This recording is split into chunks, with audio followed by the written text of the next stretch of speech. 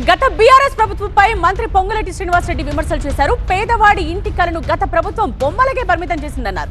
తమ ప్రభుత్వం ఈ ఏడాది 4 లక్షలకు పైగా ఇళ్లు నిర్మిస్తోందన్నారు. మొత్తం 20 లక్షల ఇళ్లు నిర్మించాలనేదే తమ ప్రభుత్వ లక్ష్యమన్నారు మంత్రి పొంగులేటి. గడిచిన 10 సంవత్సరాలలో పేదవాడి కళ బొమ్మలకే పరిమితం చేశారు ఆనాటి దొరవారు.